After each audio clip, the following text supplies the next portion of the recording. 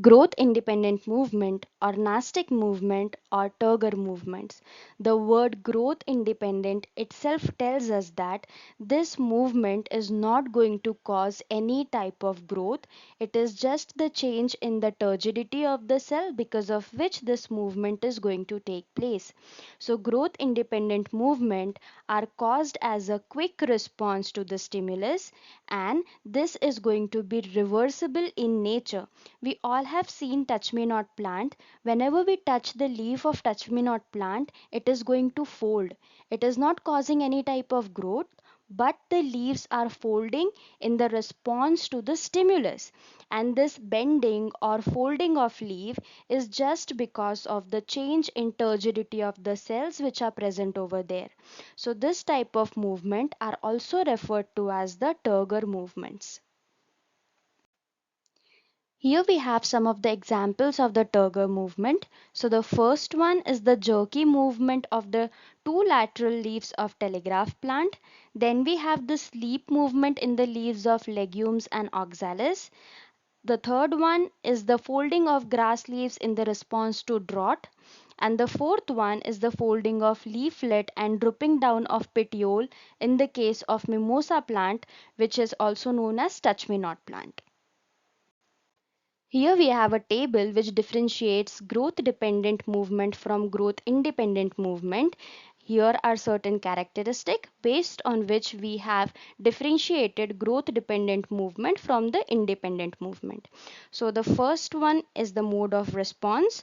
Mode of response in the case of growth dependent movement is because of growth. So growth is going to take place in such type of movement, but in growth independent movement there will be no growth. The second characteristic is duration of response. In the growth dependent movement, this is going to be a slow process because growth is involved, cell division is involved.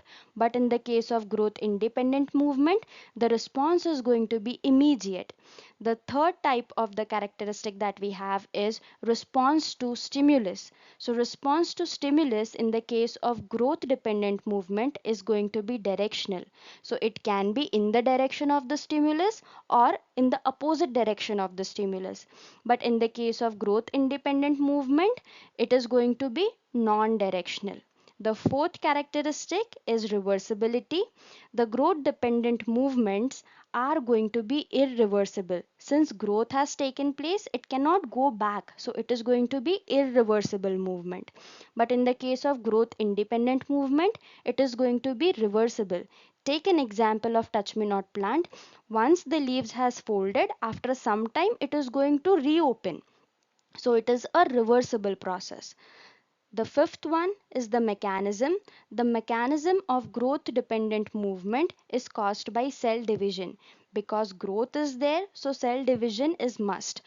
But in the case of growth independent movement, the mechanism is going to be change in the Turgor pressure of the cell. The sixth type of characteristic that we have is another term used for such type of movement.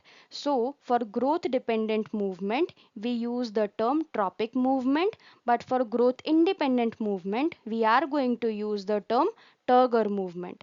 The example of growth dependent movement is going to be phototropism, geotropism, chemotropism, and hydrotropism. The example of growth independent movement is going to be movement of touch me not plant, that is also called as chui mui, and opening and closing of the stomata.